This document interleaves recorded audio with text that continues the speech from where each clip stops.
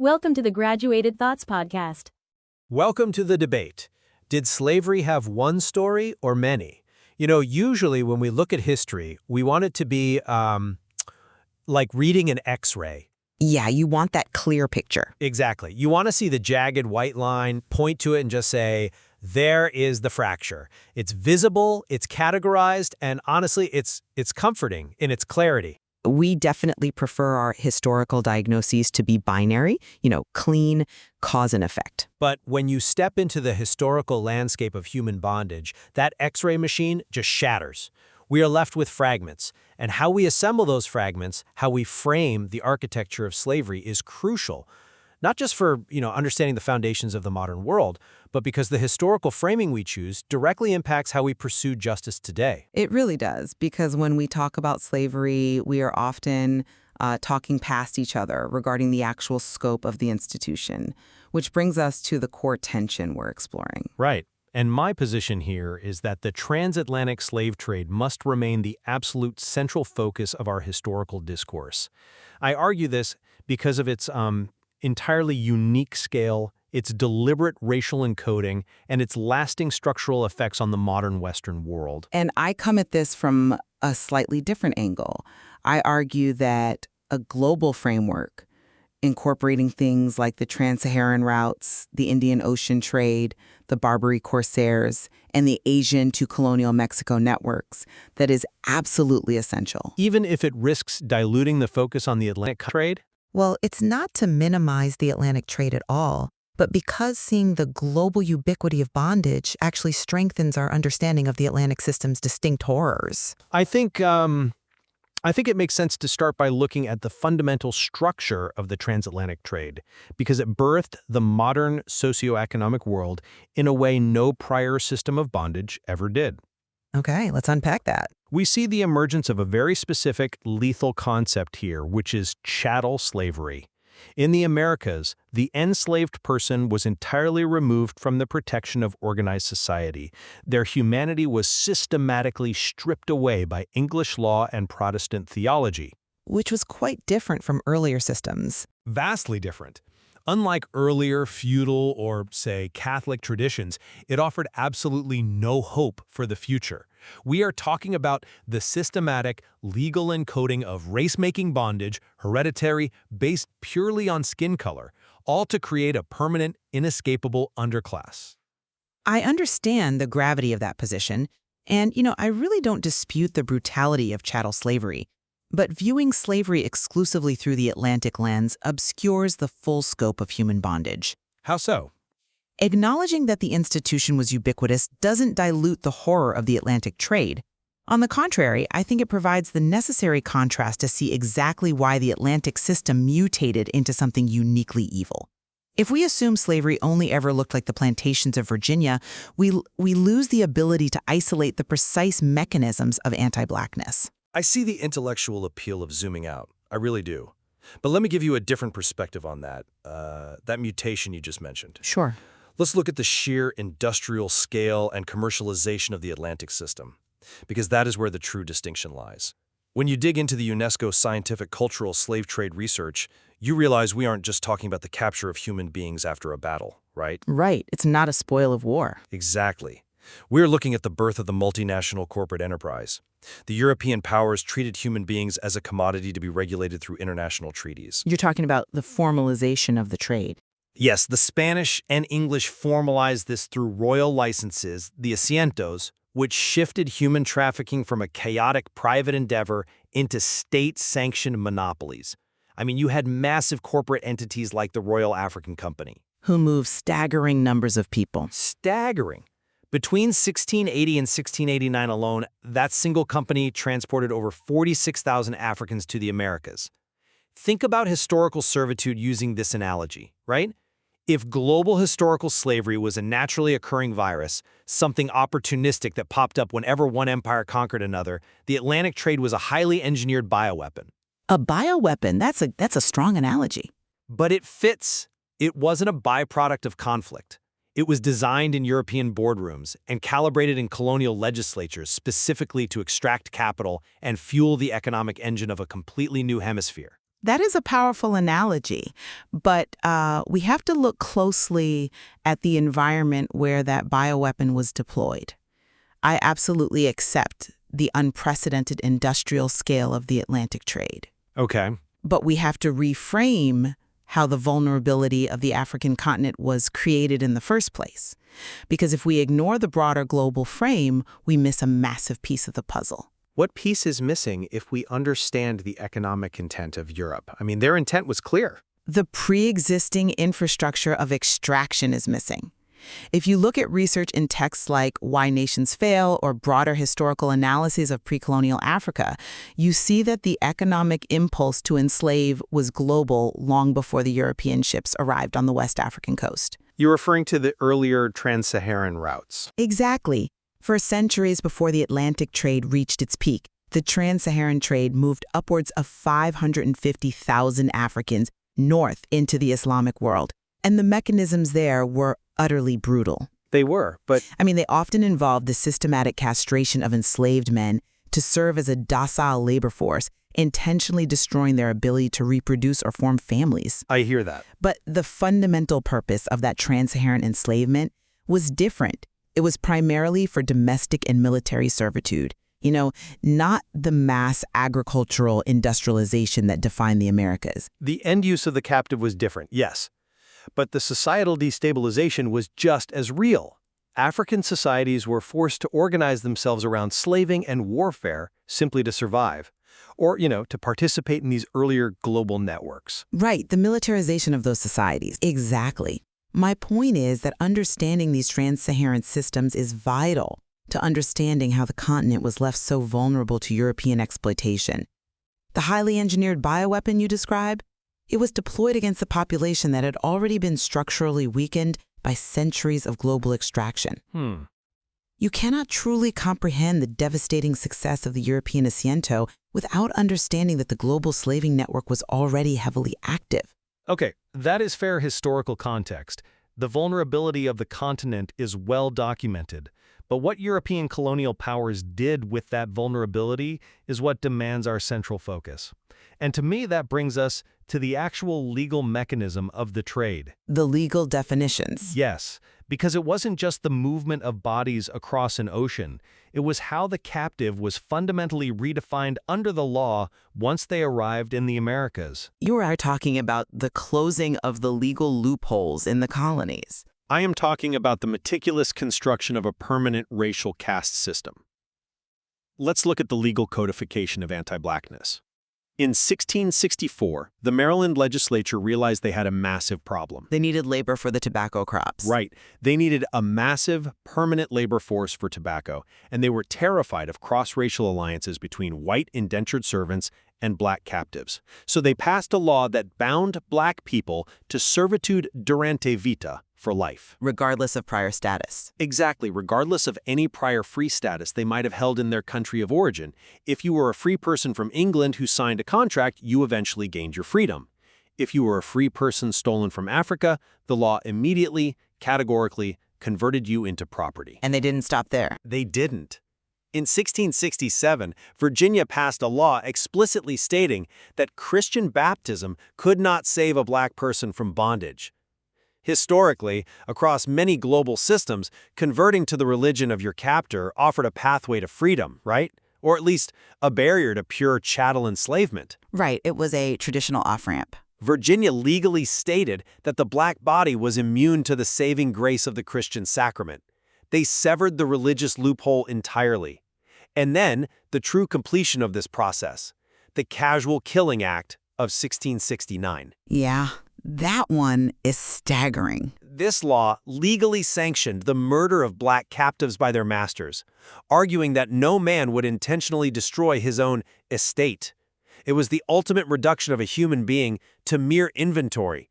So explain to me how a global framework dilutes the necessity of focusing on this unparalleled, targeted legal machinery. Let me stop you there, because the global framework doesn't dilute it, it proves it.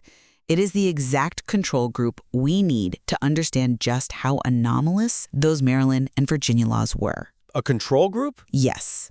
Have you considered the legal trajectory of other enslaved groups in the exact same hemisphere at the exact same time? Are you referring to indigenous populations? I am referring to the Trans-Pacific trade. This is where Tatiana Ceja's incredible research on Asian slaves in colonial Mexico becomes so crucial.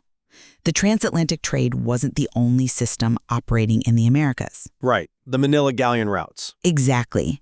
Through the Manila galleon trade route, slaves from India, Southeast Asia, and the Philippines were brought across the Pacific to Mexico. And the Spanish broadly categorized this incredibly diverse group of human beings under a single term: Chinos. But they were still enslaved. I mean, they were bought and sold in the same markets as African captives. Initially, yes, they were treated as chattel. But let me explain how their legal status diverged, because the mechanism of their escape highlights your exact point about anti-Blackness. Okay, I'm listening. Because these Chinos came from the Spanish Philippines and other diverse regions, their legal standing fell into a colonial gray area. By 1672, through extensive litigation, petitions, and appeals directly to the Spanish crown, these Chinos managed to get themselves legally reclassified. Reclassified as what? The crown categorized them as indigenous vassals, essentially defining them under the law as Indians. Wait, let me make sure I follow the timeline here. Because the Spanish crown had previously outlawed the formal chattel slavery of indigenous Indians, this new categorization gave them a way out. That is the crucial pivot. Because they successfully litigated to be reclassified as Indians, they could no longer be legally held as slaves. They achieved liberty. They joined the Republic of Indians, they moved into textile mills as free labor, and they integrated into colonial society. Wow. I argue that the Manila Galleon Chinos serve as the vital control group in our historical experiment. They show us that legal status was deeply malleable in the colonial Americas. People could and did litigate their way out of bondage based on imperial classifications. That is a fascinating historical reality. But my mind immediately goes to the contrast there. While the Chinos were finding a legal escape hatch based on geographic and imperial technicalities, the Black populations in those exact same territories were denied any such reclassification. Which is exactly why the global frame is essential. If we only look at the Atlantic trade in a vacuum, we might assume that the colonial legal system was just a monolithic, inescapable machine for everyone. But it wasn't. It wasn't. By introducing the Chinos, we see that slavery itself wasn't the permanent condition in the Americas, anti-Blackness was. Seeing the successful legal escape by Asian slaves highlights exactly how rigid and inescapable the anti-Black legislation of the Atlantic system truly was. So you're saying the contrast heightens the severity of the Atlantic laws? Yes. You appreciate the darkness of the 1664 Maryland law much more deeply when you realize that in that exact same era in Mexico, another enslaved group legally transitioned to freedom. I see your point. The contrast really does illuminate the specific targeting of African descendants. The anti-Blackness was the constant, whereas the broader concept of slavery was negotiable depending on your origins. And that realization leads us into another critical global context, which is how terminology and the broader definitions of servitude impact our moral understanding. Because if we are going to talk about the immutability of chattel slavery, we also have to talk about systems where slavery was terrifying, yet highly mutable. You are moving toward the Barbary coast now, aren't you? I am. I want to bring in Charles Sumner's documentation of white slavery in the Barbary states. We often assume slavery in the early modern period was exclusively a phenomenon of Black victims and white perpetrators. Which is the dominant historical memory in the West. Right, but from the 16th to the 19th centuries, Algiers, Tunis, and the broader Barbary coast held upwards of 120,000 Christian Europeans in bondage. These were men, women, and children snatched from the coast of Italy, Spain, Ireland, and England. I am familiar with Sumner's text, but we must be incredibly careful with our definitions here. We cannot conflate these systems. Let's be precise about the lived reality of those 120,000 people. It was a brutal captivity. They were subjected to forced labor, they were chained to the oars of galleys, and they were paraded in public slave markets. Yes, but However, the Islamic legal framework in those states mitigated some of the cruelty in ways the Americas did not. Captives could hold property, they could receive charity directly from European states, and most importantly, they could potentially purchase their freedom or be ransomed by organizations like the Matharans. for those who might not know, the Matharans were a Catholic religious order specifically dedicated to fundraising in Europe to buy back Christian captives from North Africa. Yes. So there was an institutional mechanism for returning to freedom. But I challenge you here. If we ignore these 120,000 European victims, do we not distort our fundamental understanding of human history? How so? Does focusing solely on the Atlantic trade create a blind spot regarding the universal human capacity for exploitation? Well, I'm not convinced by that line of reasoning, and I want to push back fiercely on the idea that this is a blind spot. It is a demand for categorical accuracy. Okay, tell me why. The captive slavery of the Barbary coast was largely geopolitical and religious. As you just outlined, it allowed for ransom, for diplomatic intervention, and for social mobility. A captive in Algiers could convert to Islam and significantly altered their social standing. Sometimes they even rose to positions of power within the military. But they were still unfree. I mean, they were still ripped from their homes and held against their will. Unfree. Yes. Brutalized. Absolutely. But they were not subjected to the generational, racially encoded chattel slavery of the Americas. And this is a vital distinction. Equating Barbary captivity with the Atlantic system risks minimizing the unique sociological death that the Atlantic system engineered. Sociological death. Yes. You know, we often hear about the Moynihan Report in the context of 20th century sociology and modern systemic inequality, but its historical foundation rests on this exact concept. The destruction of the family unit. Exactly. Moynihan was pointing out that the Atlantic system didn't just extract labor. It deliberately annihilated the family unit. In the Barbary system, a European captive was an unfortunate prisoner of piracy. A Barbary captive's child back in England was still a free English citizen, embedded in their society. Right. In the Atlantic system, an African captive was stripped of their very classification as a human being. Their families were violently dissolved by law.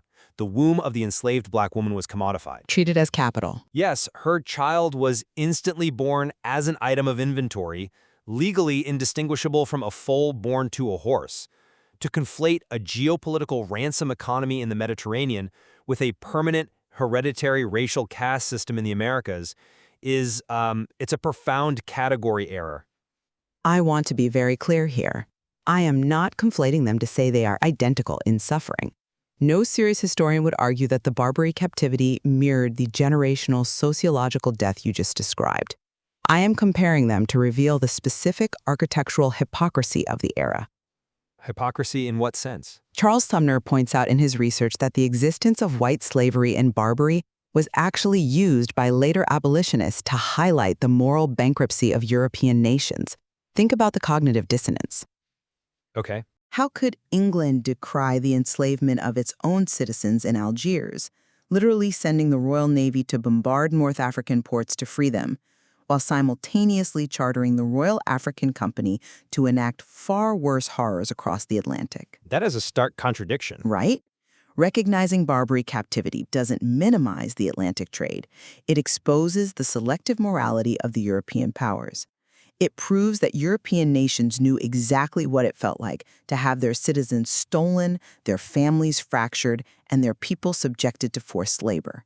And yet, knowing that pain, they deliberately engineered a far more permanent and inescapable version of that exact horror for Africans. Well, that is a compelling way to frame the moral argument of the era. But look at the lasting legacy, because that is where the Atlantic focus becomes undeniable to me. The economic legacy? The structural, socio-economic legacy. When the British and Americans finally bombarded the Barbary coast to end that piracy, those European captives went home. Their societies absorbed them. There is no lasting, multi-century structural deficit coded into the socio-economic DNA of Europe today because of Barbary piracy. No, there isn't. The transatlantic slave trade, however, built the economic infrastructure of the modern world. Wall Street, the Industrial Revolution, modern global banking, these institutions were seeded and fueled by the massive capital extracted from black bodies. The legacy of the Atlantic system is not just a historical memory, it is the living, breathing inequality of our present day. That is why I maintain it must remain at the absolute center of our discourse. And I do not dispute the economic foundations of the modern world. The extraction of wealth from the Americas is the bedrock of modern global capitalism. Right. But if we only teach the Atlantic system, if we only talk about European perpetrators and African victims, we inadvertently teach that Africans were the only people susceptible to enslavement. And doing that actually feeds into the very racial mythologies the Atlantic system was designed to create. I see where you're going with that. By showing that Europeans were enslaved in Barbary, that Indians and Asians were enslaved in Mexico, that Africans were enslaved in the Trans-Saharan trade long before Europeans arrived, we prove conclusively that slavery is an economic and power dynamic. It is a human universal of exploitation, not a biological destiny attached to one specific race. I appreciate the utility in your framework for dismantling biological racism. It's a vital tool. But I often worry about the dilution of accountability. Dilution in what way? When we broaden the lens so wide that the takeaway becomes, everyone did it everywhere throughout human history, it can be weaponized. It can become an intellectual escape hatch for modern societies to avoid confronting the specific, targeted, and lingering devastation of anti-Blackness in the Americas. It should never be used as an escape hatch. Intellectual charity demands we look at the whole board specifically, so we cannot look away from the worst of it. Right. A global frame, the Trans-Saharan routes, the Barbary coast, Vachinos litigating for their freedom in Mexico. It gives us the vocabulary to say, yes, human bondage is a global phenomenon, but look at what happened in the Atlantic. Look at how it specifically weaponized race. Look at how it uniquely closed the legal loopholes. Exactly. The multiplicity of stories does not dilute the tragedy of the Atlantic trade. It throws a stark, unforgiving light on the precise mechanisms that made the Atlantic system uniquely horrifying. We honor all historical complexities by mapping exactly how the human capacity for exploitation reached its most engineered, industrialized apex. I think we're arriving at a really profound synthesis here. Let me just summarize where my position stands after exploring this. Please do. I still argue that while a global context is historically illuminating, the specific legal, racial, and generational architecture of the transatlantic slave trade built the modern socioeconomic world. The laws passed in 1664 and 1669 weren't just terrible historical events.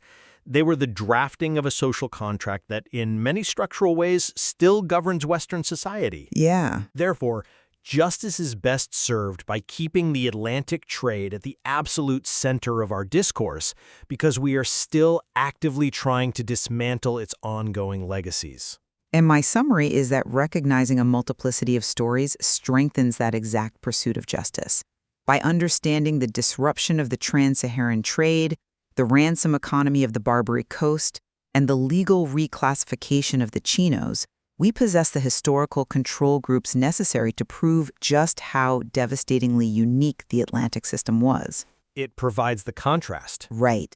A global framework doesn't excuse the architects of the Atlantic trade. It indicts them more fully by showing exactly how far they deviated from global historical norms to create true, inescapable chattel slavery. We have reached a vital point of convergence.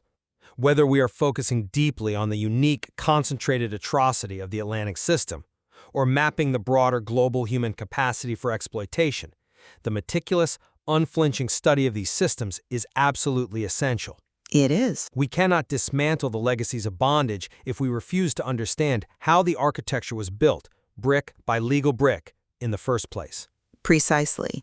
We have to look at the blueprints, however dark they may be, and we have to recognize that those blueprints were drawn by human hands, which means they can be understood and their legacies challenged. There is so much more to explore in this source material, from the massive UNESCO datasets tracing the corporate reality of the trade, to the individual court petitions of Asian captives in colonial Mexico, to the intricate ransom networks of the Mediterranean. There really is a wealth of material out there. We encourage everyone listening to dive into these texts and deepen your own understanding. As we said at the start, we often want history to be like an X-ray, a clean, visible break that tells us exactly what went wrong. But the truth is, the diagnostic landscape of human bondage is murky, it's complex, and it is deeply unsettling. The machine is broken, and we have to read the fragments. We have to be willing to look at all the different pieces of the fracture to understand the trauma to the whole body. Exactly.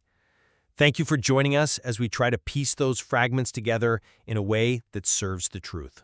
Keep questioning the framework, keep looking for the mechanisms behind the history, and we will see you next time on The Debate.